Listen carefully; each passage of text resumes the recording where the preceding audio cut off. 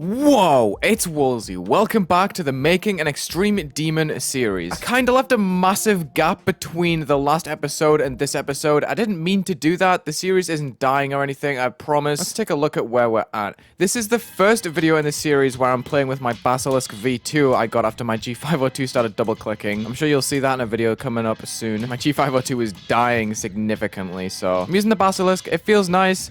I want to move on from this beginning part because we've done 2 decoration episodes on that, and I want to start on the newer, fresher, liney part here. The first thing I'm going to do is just copy the values of all of these blocks that spawn in at this point, and I'm going to create the structures in the UFO. I'm going to check the portal for the borders just like that. I'm going to be very honest, I don't have a playtester booked for this video because I just kind of forgot to get one, and it's a bit too late now. I swear I'm really smart. I'm going to take my time with my structuring though and make sure I don't rush it and I get it the way I want it. Boom. That object can be flipped around that saw. That's nice. Oh, I left my drink in the other room. Are you kidding?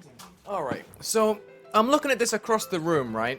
And I'm realizing how messy this all looks because the background is the same color as all of the blocks. There's a real lack of clarity here where the edges are. So I think what I'm going to do to this part is have some sort of screen that wipes all of this detail away, and then I can have some sort of effect to put the outlines back on. Actually, I know exactly how I'm going to do this. I'm very confident. Oh, how do I do the structures with the ground spikes? Do I just give them the values of the spikes and just hope that it works?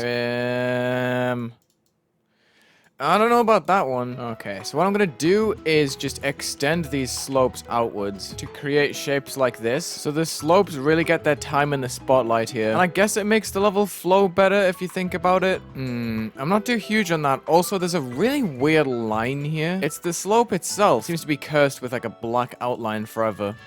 It's not noticeable in game, but in the editor it just looks strange, I guess. I don't know, that's weird. Seeing what I can get away with right here structurally. Yeah, and then this shouldn't affect the gameplay if I move it up like so. Okay, perfect. Aha, okay, this is the advantage of repeating your structures. You can copy-paste all you like. But I do really like the way that those structures are kind of lipped like that. I think it's cool. The 45 degree and the 22.5 degree. On a new editor layer now, I'm going to sweep through all of the structures and give them solid outlines, the same color as the block, which is probably going to take a while, so I'm going to speed this up in editing.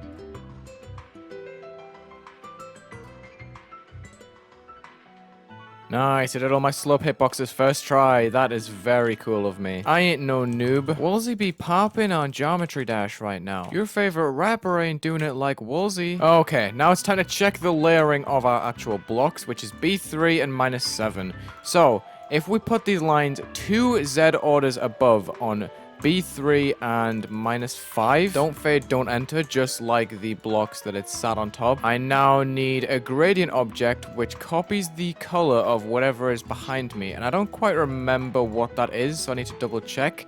That's color channel 8. I'm just going to copy the values of it. Why not? So now if I go to editor layer 5 and I get myself a little gradient. Wait, I can probably make a staircase gradient, which is how you get a bigger gradient without scale hacking. Now I'm going to set them to another opacity, 84, which has like 35% opacity, which is a really sweet spot for most of my effects, I find. So I just tend to gravitate towards it. So I'm going to add blocks underneath like so. Stack it up on top and you'll see that all the opacity combines and we get a fully opaque strip by the end of it. Just in case we don't, I am going to have a fully opaque glow piece at the bottom, which is probably going to start down here. I'm just going to extend it to the side of the level. Please don't be too many objects. I would hate that. 120, that is tough. Anyway, we're going to put this on B3 and -6, which is the layer in between the outline and the block. You see it there. Okay, so this needs to be at least 10 blocks long, but to be on the safe side, I'm going to have it 1, 2, 3, 4, 5, 6 times 2. So that's 12 long vertically after the gradient. 85 is now going to shoot up as we go through the UFO portal. Oh god, I'm going to have to guess. I'm silly. If I move it 210, that should be pretty safe to just flow through. As long as it locks to the x-axis somewhere here. Oh, that's clean, but it breaks at the bottom. Okay, I kind of messed up because I forgot to delete the regular blocks. So I'm just going to put them on invisible real quick. Wait, why doesn't the outline show properly, huh? Oh, dude, I must have accidentally added a layer there.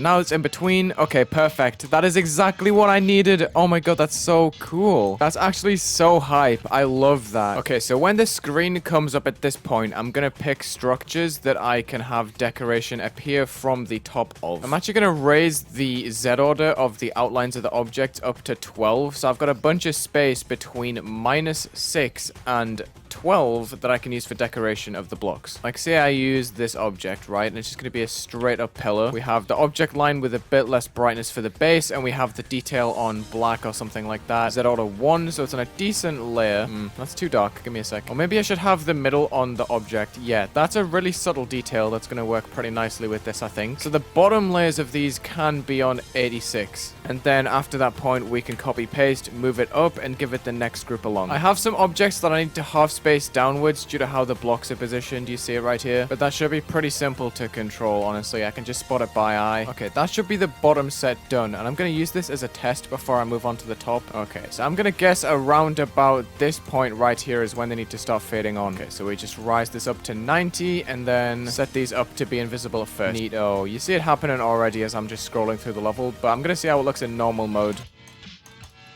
Yeah, I like it like that because it reveals itself. On my mouse cursor, I don't think there's any actual blocks that are going to use this, so I can just skip out on a row and instead just focus on the next, I guess. Wow, the objects on the top are mainly slope-based, but I still got to leave that gap in the trigger staircase. So 91 is going to be another block afterwards, and we'll make these invisible as well. Oh, I'm missing a block apparently. Is that 94 up there? Yep, there's a 94 and I didn't realize. My bad. Other than that, it's pretty clean. I like it. And what I might do is add little details to portals and stuff. This has got to be on B2 because any blending detail has to be a full Z layer above anything that it's wanting to layer over. And that filter is most definitely on B3, so I got to be careful. What I'm doing at the moment is setting out a background blending pulsing object. It's going to start off on -0.8. Then I'm going to start on group 86 and then scale it upwards by 0.1 and give it the next group. So it's going to be super bright in the middle. Then it's going to blossom to get bigger and bigger. Just need to continue all the way up to 94. Okay, 94, and that's on scale 1.3. Boom. Okay, that's decent. If I give that to all of the portals, we get some classic Wulzy style decoration, honestly. That is cool looking, I will say. I like that. I can probably add it to the saw blades as well. Do I want it on top of the saw blade? I guess, right? I'm also going to change the hue on this, I think, to +30 or something along those lines. No, that's the wrong way. It needs to go -30 if I want the light green on it. I can make this work. That is cool looking. I really like that color difference there. That's a huge play from me. Okay, how is this gonna work? I think because these outlines are so successful, I need to copy the values and I need to make decoration based on them immediately. So I can definitely have a line up here that's got different values on it that spawns at different times. It works, but it's really subtle, so I need more to it immediately. Okay, we're just gonna trust my gut on this. I'm sure that if I use this, it would become like a consistency and it would look alright. Yeah, that's fine. That's good decoration, but I need more to it still. Even still, it's just... I don't know. My next mission is to add an outline effect, which is going to take me forever because I have to trace the outlines of all of these objects.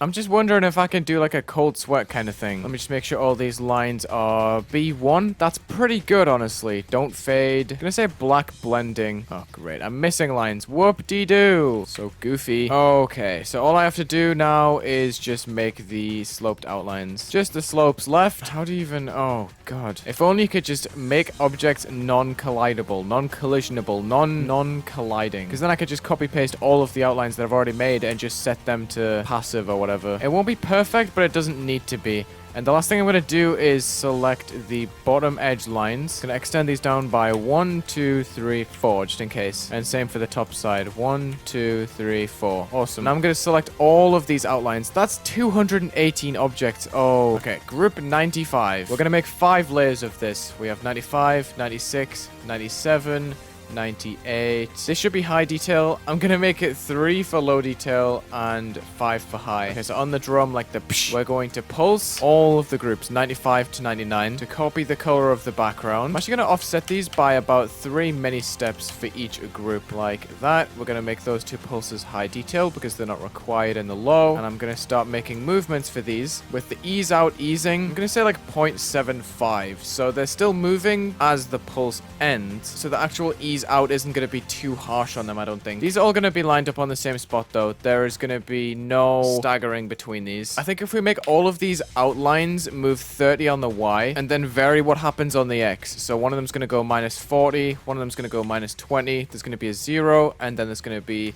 a 20 and a 40 on the top ends here. Oh, that's trippy. Let me do it legitimately without like dying.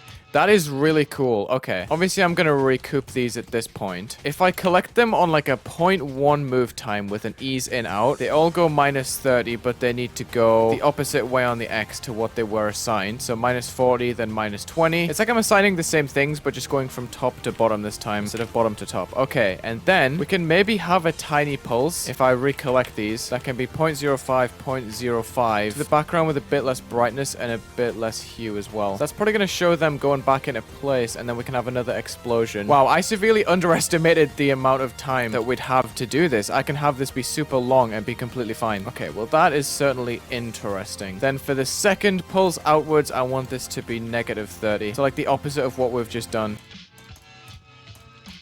That's actually pretty cool. I'm really happy with that. I'm not even gonna lie. Like, I know the green's weird, but it just fits, like, that part's color scheme so nicely with the glow and everything. It looks so cyber with the outlines and stuff. I love it. Then my next idea for what to do with this is to create a pulse that mirrors all of this, but without any movement, so I can use it for decoration that's gonna fit in with what's happening on the screen. I wonder if I can just straight up place a spike on the edge of this block. Obviously, I can stack it up on itself at times like this to create a little arrow jagged pattern like that. And that's nice because look at the way it fades out as well. That's beautiful. Okay, I like that as a little bit of decoration. Obviously, I need to feed it into the design somehow, but I'm really not sure at the moment how I'm going to do that, so I might just leave it. This is definitely a stretch, but I can copy these pulse triggers, add group 101, and make it detail only, so that I can have a copy of every spike, I believe that's every spike, on another editor layer using that group 101 on black blending, and that's going to make it have a super bright detail on the inside, like that, for every pulse, and that's going to be nice to decorate with, I think. And I'm probably going to add these little details on the insides of the blocks to that group as well.